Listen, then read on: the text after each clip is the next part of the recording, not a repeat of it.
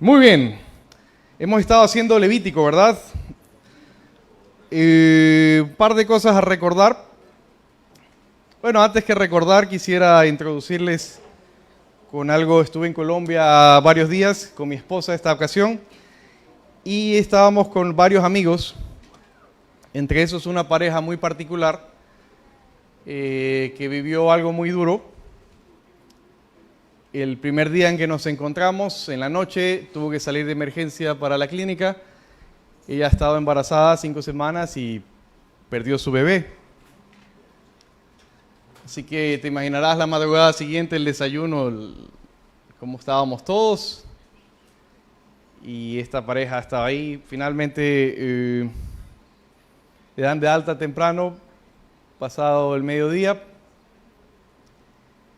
Y le preguntamos, bueno, si se va a quedar o va a regresar a su país. Ellos dicen, no, decidimos quedarnos. Si el Señor nos ha traído por esta dura prueba, es con algún propósito. ¡Wow! Así que a ellos les tocó compartir enseñanza como el tercer día. Y todos estábamos atentos. Voy a citar un par de frases que me impactaron realmente y me llevaron a las lágrimas. Al inicio del 2023, ellos asumen el ministerio y llegan a una nueva congregación cerca de Río de Janeiro. ¿Cómo se llama el lugar? Bueno, Bueno, hay una población cerquita de Río. Y asumiendo el ministerio llevan a la congregación y les dicen, bueno, no tienen que orar de esta forma y hacen una oración como la que sigue. Señor, que perdamos todo lo que no sea de ti, que perdamos todo lo que nos impida ser como Cristo. Y a través del 2023, la congregación entera empezó a vivir una serie de pruebas durísimas de pérdidas. Descalabro económico, fallecimiento de familiares, todo lo que en efecto no era del Señor, todo lo que en efecto interrumpía su relación con Cristo. Termina el 2023 y ellos dicen, wow, terminó el 2023, pero tú y yo no hemos perdido nada. Le decía él a ella y viceversa, ¿no? Así que arrancamos 2024, nos encontramos ahora en Colombia. Y ellos dicen, hasta hoy no habíamos perdido nada. ¡Wow! ¡Qué oración! Y la enseñanza que dieron, según de Timoteo, capítulo 1. Ya hemos estudiado según de Timoteo, capítulo 1 aquí. Impactante. Con eso en mente quisiera que te acerques hoy a Levítico. Con todo aquello que tal vez está de más en tu vida, acércate hoy a Levítico dispuesto a que, como un espejo, la palabra de Dios, dice Santiago, ¿verdad?, te muestre qué está de más. Aquel hombre que ve su reflejo en un espejo, dice Santiago, y no toma una acción. Te levantas en la mañana, estás despeinado y no te peinas. Te ves en el espejo y sales así, ¿verdad? No toma una acción. Entonces, veámonos hoy en el espejo. ¿Qué te parece? ¿Suena bien? Ok. Vamos a Levítico capítulo 16, muy brevemente. Repasemos algo que viene a marcar el cambio completo del tono en Levítico. Hasta del 1 al 16 todo es sacrificios, sacrificios, sacrificios, sacrificios. Del 17 en adelante aparece una palabra interesante. Pero antes de ver esa palabra, veamos la palabra sangre en el capítulo 16. Es una fiesta especial. 16:1, habló Jehová a Moisés después de la muerte de los 2 hijos de Aarón cuando se acercaron delante de Jehová y murieron. ¿Se acuerdan que 2 sacerdotes murieron? Bueno, el verso 2, y Jehová dijo a Moisés, di a Aarón, tu hermano, que no en todo tiempo entre en el santuario, detrás del velo, lo que sería el lugar santísimo. Se cierra el acceso al lugar santísimo para que no mueran, de hecho. Y se establece un día de expiación. ¿Qué hay de esos sacrificios, de esos pecados que pasaron inadvertidos? ¿No se hacen? Bueno, sí se hace. Hay un día de expiación, un día de lamentación nacional, donde toda la congregación de Israel reconocería, confesaría sus pecados, aun si no lo sabe, de alguna forma se dolería por sus pecados, por su condición. Es un día de afligirse. Ese día de aflicción el sacerdote tomaría lo que llamamos, y de aquí nace la expresión, el chivo expiatorio. Son dos machos cabríos, el uno para el sacrificio y el otro para el justamente lo que llama azazel, que sería la palabra que dice Reina Valera. ¿Ves la definición? Es chivo expiatorio. El que sería enviado al desierto, ¿verdad? Y entonces uno para el sacrificio y uno para ser expulsado de la congregación. Y así se expiarían los pecados inadvertidos de todo un año. Una vez al año el pueblo se afligiría, pero una vez al año el sumo sacerdote entregaría con la sangre, primero por sí y luego por la de todo el pueblo, justamente, y llevaría un solo sacrificio de esta forma al lugar santísimo. Cambia inmediatamente Levítico, y estos dos capítulos van juntos, pero cambia de tono. En el capítulo 17 empieza a aparecer una palabra. Habíamos dicho que la palabra santidad no estaba de moda. Bueno, aquí hay un sinónimo para santidad que tampoco te va a gustar nadita. Abstenerse. Se van a abstener de comer sangre porque yo les he dado la sangre para hacer expiación. Es decir, todas las naciones comerán sangre, allá ellos. Pero para Israel la sangre tiene un significado. Toda la vida de la carne está en su sangre, dice Levítico 17. Y yo les he dado a ustedes, Israel, la sangre para que hagan expiación por su pecado.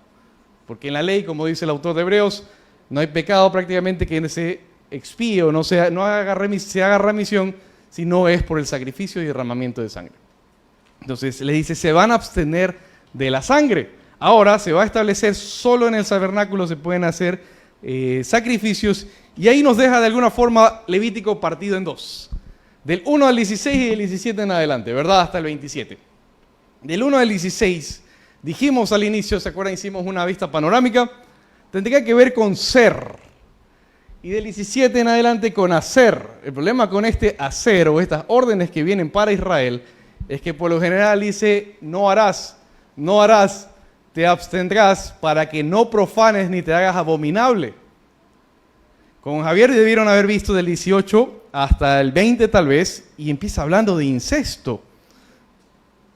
Bueno, sepan que, aunque esto te parezca irrelevante a ti hoy en Guayaquil, en Urdesa, sal de Guayaquil nomás, el incesto es un tema muy relevante.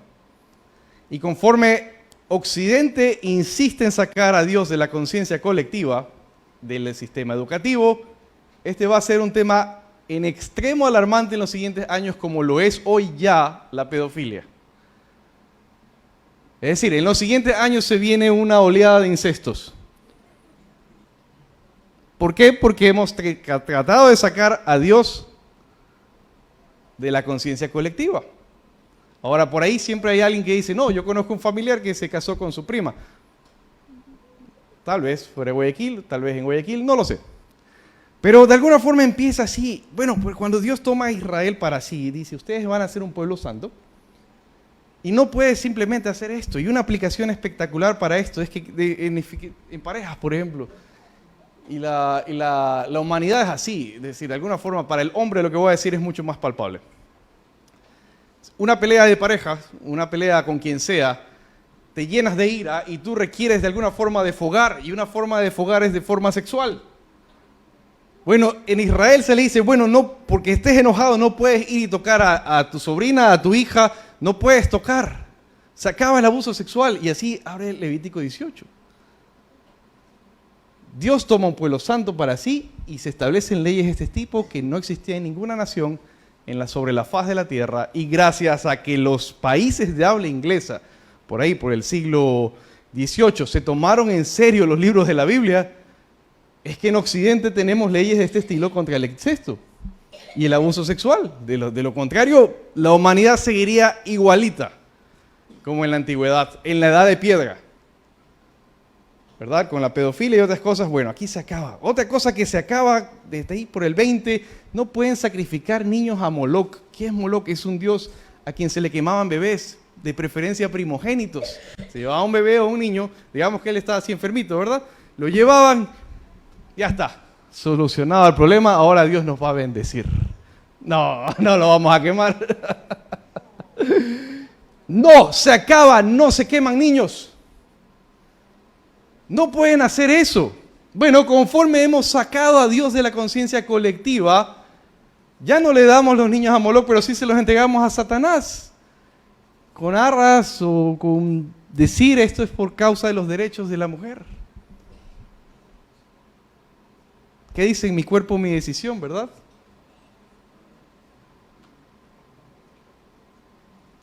Conforme pasen los años, los millones y millones de niños que ya han sido entregados a Satanás, desde por ahí los años 70, donde en el primer país occidental donde se aprueba descaradamente esta ley es en Estados Unidos. Bueno, ya habían intentos, pero finalmente esto se expande por Occidente. Esto va a multiplicarse. La humanidad sigue entregándole niños a Moloc, que hay de la iglesia. Bueno, entonces termina eso, ¿verdad? Luego Francisco nos compartía sobre el sacerdote. Quisiera aterrizar sobre un par de puntos en el sacerdote. Capítulo 21, nuevamente la palabra se van a abstener. Dice, verso 1, 21:1 dice, Jehová dijo a Moisés, habla a los sacerdotes, hijos de Aarón, y diles, no se contaminen por un muerto en sus pueblos, más por su pariente cercano tal vez. Verso 4, no se contaminará como cualquier hombre de su pueblo haciéndose inmundo con el cadáver, ¿verdad? No hará esto, y la razón por la cual no haré esto es que yo soy santo y ustedes ofrecen sacrificios, ¿verdad? En el lugar santo. Y entonces todo aquí es abstenerse, abstenerse. Capítulo 22:1 dice, habló Jehová a Moisés diciendo, di a Aarón y a sus hijos que se abstengan de las cosas santas que los hijos de Israel me han dedicado y no profanen mi santo nombre, yo Jehová. Y aquí explica qué de la comida consagrada podrían comer ellos y qué no. Nuevamente la palabra, se abstienen. Santidad y abstinencia, santidad y abstinencia. Esto no suena bien, no suena posible. Bueno, en el Nuevo Testamento se nos informa que abstenerse en efecto de por sí no funciona para la santidad. Necesitas algo más. Y no es como cuando dejas el alcohol o alguna droga o el cigarrillo o el chicle, que lo reemplazas por otro hábito simplemente. Sí, la abstinencia como tal solo provoca más deseo de hacerlo. Bueno, en la ley está, se abstienen, no profanan, se abstienen. De alguna forma, en Levítico 16 dijimos, se satisface la justicia de Dios con la muerte, ¿verdad?, del chivo o el macho cabrío expiatorio. Pero en adelante se nos pide abstinencia. ¿Cuál sería la respuesta o la solución práctica para poder llevar una vida de abstinencia? Bueno, sobre las cosas descaradas como el incesto sería sencillo. No, eso no, yo jamás, ¿verdad? Claro, pues yo soy guayaquileño. Citadino, ciudad grande, moderna. He estudiado en un colegio bilingüe, donde probablemente nadie cometió incesto en el colegio bilingüe, ¿no?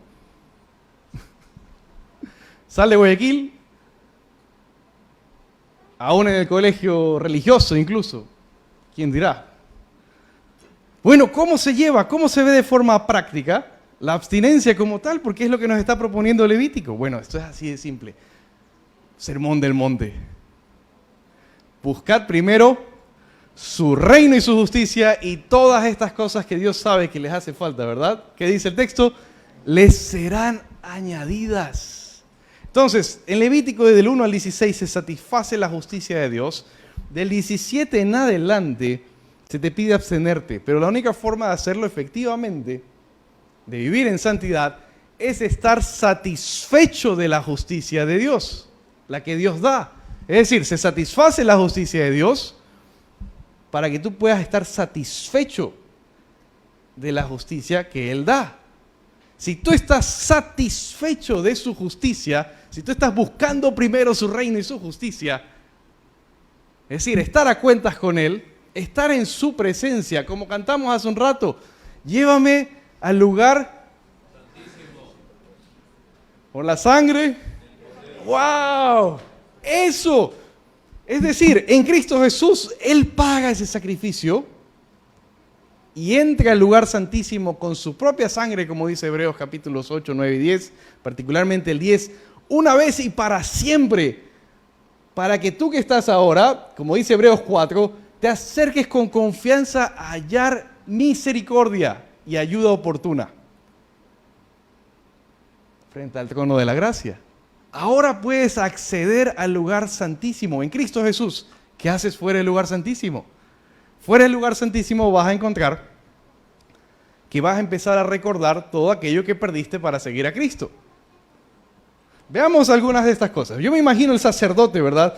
Viene la primera fiesta. Vamos al capítulo 23. Estas son las fiestas. Pásame las fotos que pusimos.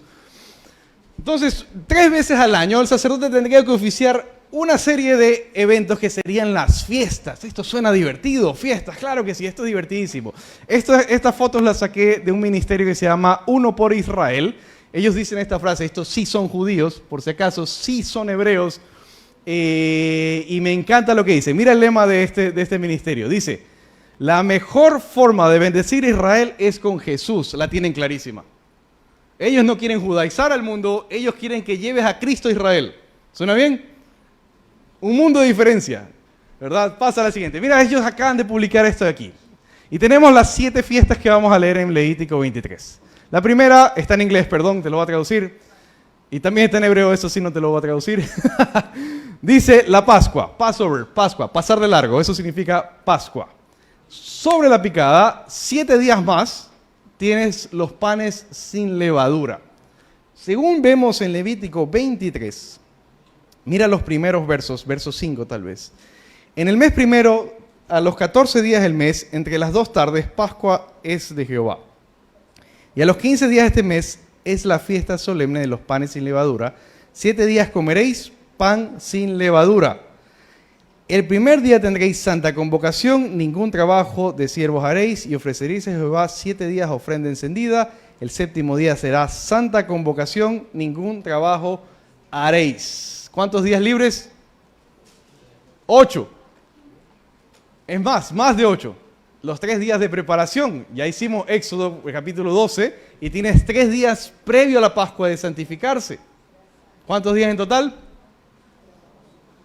8 más 3. 11, muy bien. Y te falta más. ¿Esto en qué ciudad sería? En la ciudad que Él escoja para poner su nombre, como ya lo vimos hace rato en Levítico. Si tú ves, el nombre, ¿verdad?, de Dios es curioso, empieza con una letra, ¿verdad?, que sería el equivalente a nuestra S, o más bien a nuestra Eshe. Algo así.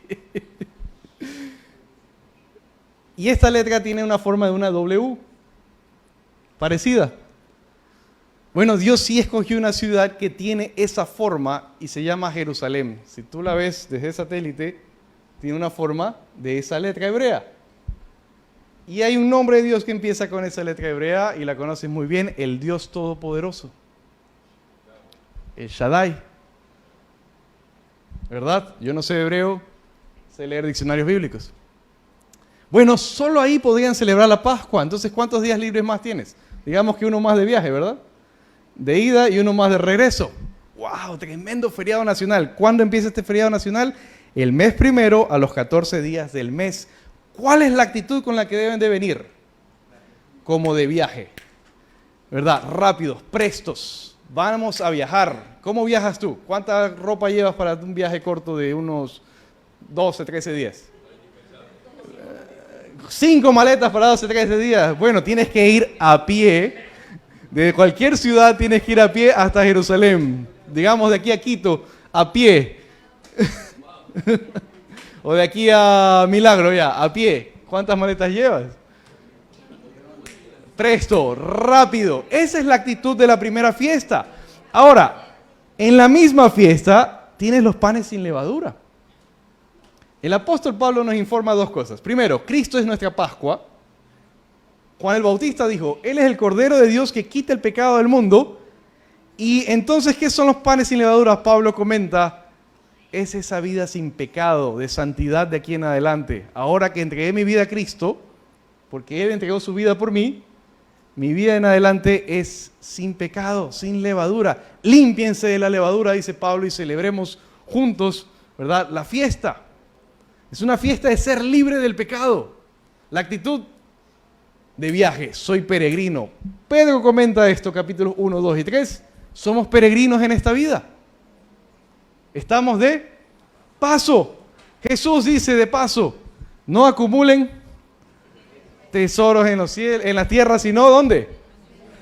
Donde la polilla ni la herrumbre destruyen, ni los ladrones penetran, ni roban. ese es el estilo de vida que nos propone de alguna forma el Señor, y a ellos se les propone ahorita estar listos como para viajar, como peregrinos. Primera. Luego tenemos otra más que se llama los primeros frutos. Muy cerca de los panes sin levadura. Es decir, en la misma época. Pon la siguiente foto, por favor. Mira, ahí está en un círculo las fiestas de Israel. Hay dos que sobran ahí. La una que está bien arriba es Purim. Eso significa suerte. La fiesta de las suertes la establecen en los días de Esther, cuando estudiamos Esther. Y la otra es la de las luces, que está acá. Hacia la derecha dice Hanukkah, ¿verdad? Esa la hacen coincidir con Navidad. Ese es un tema del tiempo intertestamentario. Cuando lleguemos a Malaquías tal vez mencionaremos ese tema. Ahorita estamos en Levítico. Así que bueno, todas las demás, muy cerca de la Pascua, que sería arriba al azul, ¿verdad? En menos de un mes tenemos hacia la izquierda la fiesta de las cosechas. Ok, regresa a la línea de tiempo anterior. Leamos qué es la fiesta de las cosechas. Vamos al verso 9. Dice, habló Jehová a Moisés diciendo, habla a los hijos de Israel, y dice, cuando hayáis entrado en la tierra que yo os doy y seguéis su mies, traeréis al sacerdote una gavilla. ¿Cuántas? Una gavilla de la cosecha. La primicia, los primeros frutos de la siega. Y entonces él mecerá delante de Jehová para que seáis aceptos. El día siguiente, el día de reposo, la mecerá. Y ofrecerá también un cordero. Y aquí tienes también una ofrenda de flor de harina. Entonces, primer día de la cosecha, una gavilla al sacerdote. Es decir, los varones otra vez tenían que hacer un viaje, porque de ley todos los varones tenían que hacer este viaje, ¿verdad? El resto de la familia puede venir si quiere, pero el varón fijo viene y trae la primera gavilla con frutos, ¿verdad? Y esto es como un paso de fe, porque en 50 días más, en 7 semanas más, en cambio, miren cómo termina esta fiesta. Vamos al verso 21 tal vez. Y convocaréis este mismo día santa convocación, y esto es 50 días después, ningún trabajo haréis, ni los siervos, estatuto perpetuo en donde quiera que habitéis por vuestras generaciones.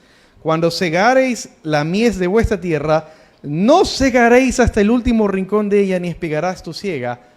Para el pobre y para el extranjero la dejarás, yo Jehová vuestro Dios. Ahora sí vienen con una súper ofrenda, pero se les exige algo. Cuando ustedes tengan esta abundancia de ofrenda o de cosecha, acuérdense del pobre. ¿Se acuerdan del pobre? Entonces, primera actitud de la primera fiesta, como peregrinos. Segunda actitud, vas a tener abundancia, acuérdate del pobre. Esa es la actitud. Esto es Israel, todavía Levítico, no hemos pasado al Nuevo Testamento. Pasemos entonces ahora al verso 23. Dice, y habló Jehová a Moisés diciendo, habla a los hijos de Israel y diles, en el mes séptimo, ahora sí, pasa al otro círculo, le damos toda la vuelta, acá, abajo, dice la fiesta de las trompetas. Aquí, mes séptimo ya, regresa ahora sí. Me olvidé, ¿cierto? Pasa la foto, pasa la siguiente, pasa la otra. Ok, ahí está, para la Pascua hoy en día celebran así. Eso está incompleto, sí o sí tenía que haber cordero. Ok, pasa la siguiente. Ok, eso sí está bien, panes sin levaduras, más o menos así lo celebran hoy en día. Pasa la siguiente. Los primeros frutos, pasa la siguiente. Esto, cierto, los primeros frutos nos recuerda algo, porque el apóstol Pablo también nos dice en 1 Corintios, Cristo es los primeros frutos. Es el primero resucitado entre los muertos. ¿Verdad? Ahora sí, pasa la siguiente. La siguiente, las trompetas. Muy bien, dice las trompetas. Habla a los hijos de Israel y diles, en el mes séptimo, el primer día del mes, tendréis día de reposo, una conmemoración, al son de trompetas, una santa convocación, ningún trabajo haréis. Entonces se suena la alarma y todos tienen que estar en Jerusalén. Siguiente fiesta, verso 26, también habló Jehová a Moisés. Ahora, aquí no dice qué tenían que hacer en la fiesta de las trompetas. Solo tienen que, es una convocatoria santa. Por ejemplo, Nehemías aprovecha una convocatoria santa, llama al sacerdote Esdras y lo hace leer en voz alta la ley y la aprovecha. Enseñanza de alguna forma. Más adelante, verso 26 dice, también habló Jehová a Moisés diciendo, a los 10 días de este mes séptimo será el día de expiación. Tienen que volver ahora sí o quedarse y tendréis santa convocación, y aquí sí cambia la actitud, y afligiréis vuestras almas. Este es Levítico 16, pero ya totalmente resumido. Dice, y ofreceréis ofrenda encendida a Jehová, ningún trabajo haréis en este día, porque es día de expiación, para reconciliarlos delante de Jehová vuestro Dios. ¿Para qué es este día? Para reconciliarse con Jehová vuestro Dios, porque toda persona que no se afligiere ese mismo día, ¿qué? Será cortada del pueblo. Y cualquier persona que hiciera trabajo alguno este día, ¿qué haría Dios? Yo lo destruiré. Pasemos un rato al Nuevo Testamento. Esto es algo que solo el autor de Hebreos se le reveló. No lo he visto en otro pasaje. Tal vez exista, pero yo no lo sé. Pero todos los autores del Nuevo Testamento comparan la muerte de Cristo Jesús o lo encajan perfectamente con la Pascua, excepto el autor de Hebreos. El autor de Hebreos nos señala el día de expiación y trabaja el día de expiación por 3 capítulos. De alguna forma esto señala a Cristo, sí. Pero es curioso que los profetas en el Antiguo Testamento señalan el día de expiación, las trompetas, y los tabernáculos, que es la última fiesta, con eventos de la segunda venida de Cristo. Entonces, nos deja eso en esa incógnita que la Biblia nos presenta siempre. Ya eres salvo, pero serás salvo, ¿verdad? Es decir, ya estás sentado en los lugares celestiales en Cristo Jesús, pero todavía no. Todavía tiene que redimir tu cuerpo. Ya eres heredero de todas las bendiciones de Cristo Jesús, coheredero con Cristo, pero todavía no vemos lo que hemos de ser, ¿verdad? Eso es de alguna forma garantizado que lo vas a tener, pero todavía no lo tocas. Como el autor de Hebreos mismo lo propone en Hebreos 11, todos estos héroes de la fe, esta gran nube de testigos, recibieron las promesas, pero las vieron de lejos. Así es la vida cristiana. Esto de alguna forma, el día de expiación nos lleva a pensar también en el futuro. Ahora, pasemos a la siguiente fiesta. Expiación. Foto. Ya. ¿Cuál es la actitud del día de expiación? Sí sabes cómo se llama ese muro donde está este hebreo, ¿verdad? ¿Cuál es la actitud entonces? Lamento. Afligir tu alma, ¿verdad? Siguiente. Y esta de alguna forma es la más llamativa, porque Apocalipsis, Zacarías, trabajan esta fiesta de una forma impactante, ¿verdad? ¿Qué dice primero Levítico? Veamos qué dice Levítico. Saltemos al verso 33. Habló Jehová a Moisés diciendo, habla a los hijos de Israel y diles, a los 15 días de este mes séptimo será la fiesta solemne de los tabernáculos a Jehová por 7 días. El primer día hará santa convocación, ningún trabajo de siervos haréis, 7 días ofreceréis ofrenda encendida, al 8º día tendréis santa convocación. Saltemos tal vez para verso 39. Pero a los 15 días del mes séptimo, cuando hayáis recogido el fruto de la tierra, haréis fiesta a Jehová por 7 días. El primero será un día de reposo.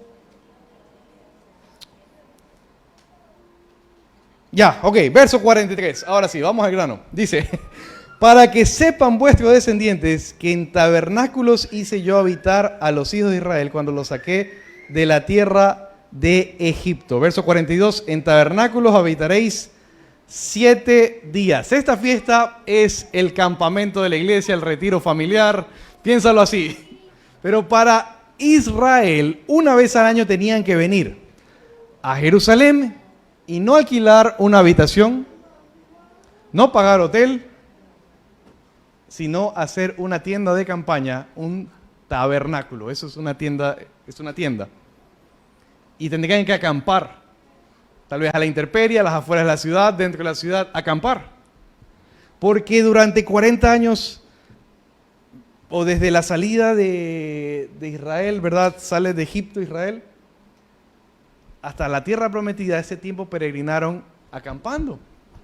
Bueno, este sería como el campamento nacional. ¿Cuál sería la actitud aquí? Dice verso 43, para que sepan vuestros descendientes que en tabernáculos hice yo habitar a los hijos de Israel cuando los saqué de la tierra de Egipto. Zacarías comenta, justo describiendo el momento que Cristo llega en rescate, rescatando a Israel del anticristo. Apocalipsis comenta exactamente lo mismo, el apóstol Juan. En ese momento dice que una vez establecido su reino, las naciones tendrían que también celebrar la fiesta de los tabernáculos. 2 veces aparece esto en la Biblia. Lo que nos lleva hacia el futuro, hacia la venida de Cristo, hasta el establecimiento de su reino en la tierra. Y entonces, hasta entonces, ¿cómo debemos estar? Como si estuviéramos de campamento. ¿Cuántas maletas? 7 maletas, 5 maletas. Menos maletas. Como peregrinos. Esa es la actitud para Israel. Somos peregrinos. Las fiestas abren el año diciendo, va a haber cosecha, va a haber abundancia. Aquí está el pago por el pecado. La actitud, prestos, como de viaje, como peregrinos. Por la mitad del año, un poquito más adelante de la mitad del año, en septiembre más o menos, día de aflicción por los pecados anuales. Y hacia el final del año, por ahí mismo, otra vez de campamento, otra vez como peregrinos, prestos para salir, como viajeros. Recordando, la palabra repetida en este capítulo es recordar. Recordando que yo los saqué de Egipto. Yo sé que están de moda algunos TikTokers, digamos TikTokers, que citan psicología más que la Biblia en nombre de Cristo y dicen que te olvides de dónde te sacó el Señor, que te olvides de los pecados. Citan un pasaje en Profetas Menores que Dios ha lanzado esos pecados al fondo del mar. Y suelen y los envían y los reenvían. Bueno, sí, en efecto la Biblia tiene ese pasaje. Pero tanto Moisés como Pedro nos dice algo interesante. Vamos a 2 de Pedro capítulo 1. ¿Qué es esto de recordar? Recordar de dónde te sacó el Señor. 2 de Pedro capítulo 1, hacia el final de la Biblia dice esta frase. 2 de Pedro 1, 5, empecemos por 5, aquí hay una cadena, la vamos a leer rápido, dice, vosotros también poniendo toda diligencia por esto mismo. Esto es lo que debes hacer una vez que llegas a Cristo. Añadid a vuestra fe virtud. ¿A la virtud? No los escucho. ¿Al conocimiento? ¿Al dominio propio? ¿A la paciencia? ¿A la piedad? ¿Y al afecto fraternal? Porque si estas cosas están en vosotros y abundan, no os dejarán estar ociosos ni sin fruto en cuanto al conocimiento de nuestro Señor Jesucristo. En vosotros y abundando, ¿verdad? ¿Te acuerdas lo que dijimos? Se satisface en el sacrificio la justicia de Dios. Pero el estilo de vida que se propone para nosotros es estar satisfechos de la justicia que Él da. Esto es lo que estamos hablando. Añadir a tu fe virtud, ¿verdad? ¿A la virtud qué? ¿Al conocimiento qué? No los escucho. ¿Al dominio propio qué? ¿A la paciencia? ¿Y a la piedad? ¿Y al afecto fraternal? Porque si estas cosas están en vosotros y abundan, no os dejarán estar ociosos, ni sin frutos en cuanto al conocimiento de nuestro Señor Jesucristo. Pero el que no tiene estas cosas, tiene la vista muy corta, verso 9, es ciego. Es decir, el que se convierte y no avanza, y no se santifica, y no añade a su fe virtud, conocimiento, ¿verdad? Dominio propio. Mira lo que dice, está ciego. ¿Cómo? Habiendo olvidado la purificación de sus pecados antiguos. Y la palabra repetida en el capítulo 1 es recordar. Y yo no tengo pereza en recordarles, dice Pedro. y recordar otra vez, y recordar otra vez, capítulo 2, y recordar, y recuerden que, capítulo 3, y recuerden que, está escrito. Y dice, y aún después de muerto, dice Pedro, me aseguraré que ustedes puedan recordar que en el Monte Santo nosotros vimos, no una fábula, algo inventado. Nosotros palpamos, el apóstol Juan dice, vimos, oímos, tocamos. La gloria de la transfiguración, la majestad de Jesús. De manera que ustedes hacen bien en oír. Esta es la palabra profética más segura. Dice Pedro, recordar, recordar. Entre las cosas que Pedro nos anima a recordar es que fuimos purificados ¿de qué? Del pecado. Las fiestas nos animan a recordar, o le animan a Israel a recordar que salieron de la esclavitud. Pero después de salir de la esclavitud, al día siguiente no es que tienes una mente millonaria, ¿o sí? Dale la lotería a alguien que jamás aprendió a administrar. Dale el premio más gordo. ¿En cuánto tiempo se lo ha acabado? En poco. Entonces tú sales de donde Dios te saca y al día siguiente no eres santo. No por lo menos por tu caminar, ¿verdad? Eres santo porque te santificó, pero no porque tú sabes ser santo. ¿Qué pasó con Israel? Israel, lo veremos en Números, queja, queja, queja, queja y más queja. Y en Números vas a ver que esa queja lleva a Dios hasta el colmo. Y sobre todo cuando es el tema de los espías, los sentencia a 40 años por el desierto. Después de salir del pecado, viene una vida de 40 años de desierto, más o menos. De alguna forma ese es el periodo. Regrésanos a la tablita. Las fiestas de inicio de año y las fiestas de fin de año. En intermedio tiene ese desierto. En la mitad tenemos el Yom Kippur, que sería el día de expiación de lamentación por el pecado. Lamentar de que sigues siendo pecador hasta que Cristo venga y redima tu cuerpo. Esto señala directamente a Cristo. La muerte de Cristo para redimirte, volveré. Tu tiempo ahora que Él todavía no vuelve, con la esperanza de que Él venga y finalmente te libere de este cuerpo pecador que se corrompe con esos deseos y pasiones. ¿Alguien aquí está estudiando cómo puede un hombre controlar sus pensamientos, deseos y pasiones? ¿Sí? Amén. ¿Qué tal está ese estudio? Está buenísimo, ¿verdad? ¿Cuál es el problema? Que sigues teniendo deseos y pasiones. ¿Cómo puede un hombre controlar sus saciándose de Él? Estas fiestas nos dicen, recuerda saciarte, recuerda buscarle a Él, recuerda encontrarte con Él. Pásala, ahora sí, la última foto. Ve hacia la última foto. ¿Hay una más? Eso. Saciándose de Él. Ahora que está abierto ese velo, Cristo Jesús abre el velo, ¿verdad?, del tabernáculo.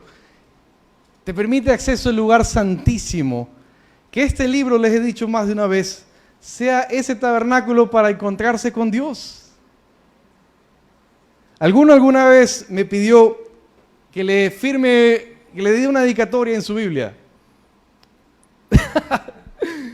Yo no soy quien para dedicar, pero ¿qué dice en tu Biblia? Que este libro sea tu tabernáculo de encuentro con Dios. Eso escribieron en mi Biblia una vez, y en eso se convirtió mi Biblia. En mi tabernáculo, en mi tienda, mi campamento, mi peregrinaje, mi tiempo con Dios. Eso dice, ¿verdad? Y hay una cita como en Éxodo 33. De alguna forma tienes que estar lleno de Él. Ahora, yo me imagino a los sacerdotes. Quisiera cerrar con un Salmo capítulo 73. Yo me imagino a los sacerdotes. ¿Te acuerdas qué se le dijo a los levitas? Ustedes son mi pueblo especial, mi especial tesoro, mi reino de sacerdotes, dijo el Señor. Pero ustedes no van a tener ni tierra, ni herencia, ni nada. Entonces los levitas, una tribu entre todas las 12 tribus, 13 en total, porque la tribu de José se le da doble porción como primogénito, y reemplaza, uno de los hijos de José reemplaza a Leví en herencia. Es decir, lo que iba a hacer para Leví se lo dieron a José. Al que tenía más le dieron más. Y están Efraín y Manasés, siendo Efraín la tribu más grande. Y Leví ve cómo todos se lo dan a Manasés y a Efraín. Yo me imagino los sacerdotes. Y viene la fiesta de las cosechas. Y vienen los israelitas con abundancia. Claro, no en Rolls Royce, no en Lincolns, pero sí en carruajes tal vez. Con carretas repletas, ¿verdad? Carretas adornadas, vestidos, anillos. ¿Quién aquí usa joyas todavía de oro? Nadie. ¿Tiene alguien joyas de oro? Bueno, imagínate la cantidad de oro que circulaba por Israel en los días de Salomón. Imagínate los sacerdotes en los días de Salomón ver la fiesta de las cosechas y la abundancia con la que llegaban, y el sacerdote, y yo tengo este de acero. Y yo, leamos Salmo 73 y mira el corazón de un sacerdote. Este es un sacerdote que veía cómo el resto de Israel prosperaba. Y ya para después de los días de Salomón, la corrupción política es tal que cuando él habla de esto, pareciera que estuviera hablando de nuestro país y no de Israel. Dice, ciertamente es bueno Dios para con Israel. Salmo 73, 1. Para con los limpios de corazón. En cuanto a mí, casi deslizaron mis pies. Está hablando Asaf. Por poco resbalaron mis pasos, porque tuve envidia de los arrogantes. Dice, viendo la prosperidad de los impíos, porque no tienen congojas por su muerte, pues su vigor está entero. No pasan trabajos como los otros mortales, ni son azotados como los demás hombres. Por tanto, la soberbia los corona. Se cubren de vestido de violencia. Los ojos les saltan de gordura. ¿Tú has visto los hijos de los políticos? No hay flaco, ¿verdad? Los ojos les saltan de gordura. Logran con creces los antojos de su corazón. Se mofan y hablan con maldad de hacer violencia, hablan con altanería. Ponen su boca contra el cielo y su lengua pasea la tierra. Por eso Dios hará volver a su pueblo aquí, aguas en abundancia serán extraídas para ellos. Dicen, ¿cómo sabe Dios? Ellos dicen, los pecadores, hay conocimiento en el Altísimo, los pecadores se mofan de Dios, no nos juzga. Verso 12, he aquí, estos impíos sin ser turbados en el mundo alcanzaron riquezas. Verdaderamente en vano he limpiado mi corazón. No hay nada como una ofrenda de un pecador, ¿verdad?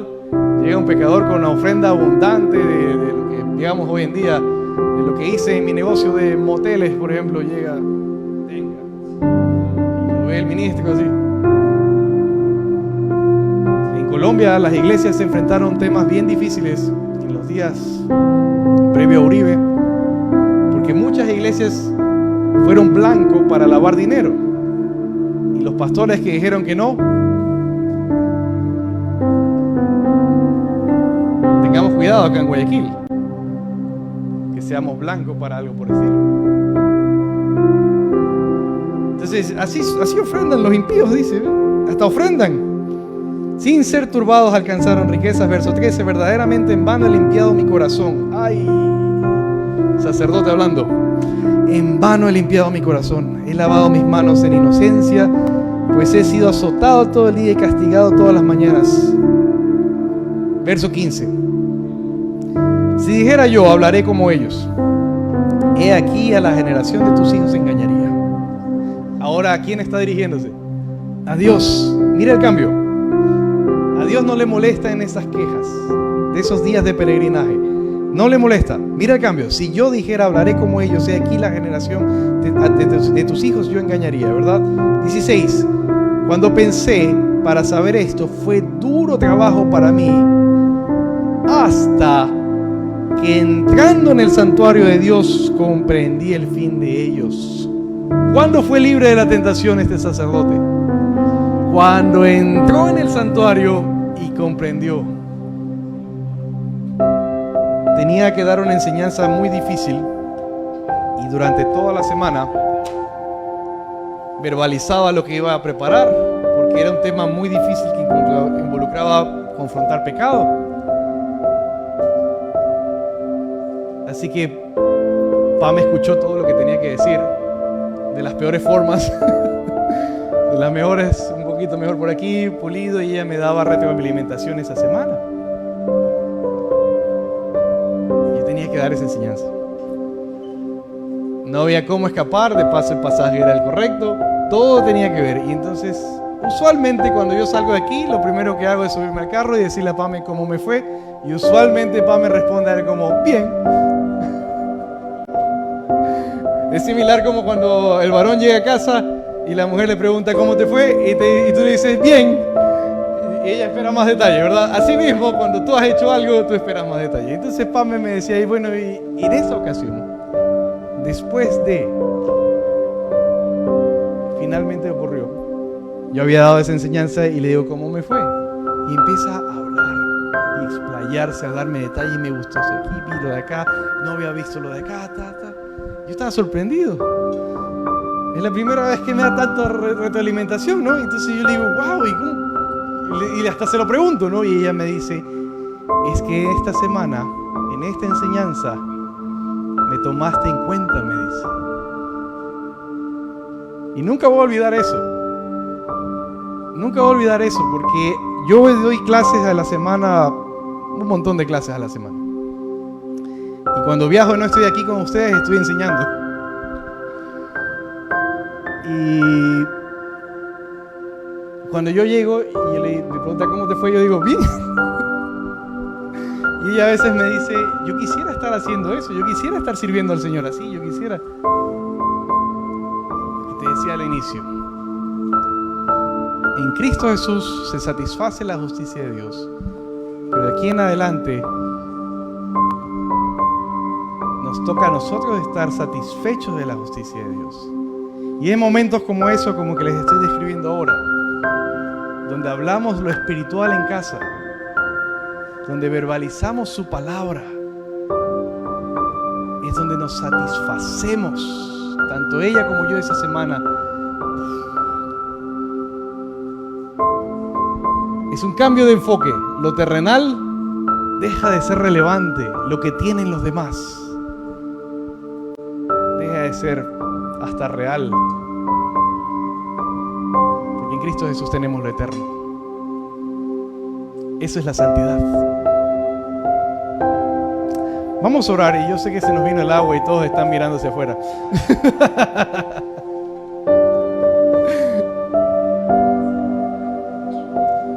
Oremos por Colombia y Chile, donde hay incendios espontáneos y hay sequía. Oremos por encontrar esa saciedad en Cristo. Y oremos también por perder aquello que nos distrae de Cristo. No tienes que hacerlo, es una oración dura de hacer, como te lo conté al inicio. Pero si realmente quieres esa conexión, esa saciedad en su presencia, es lo que toca hacer. Vamos a orar.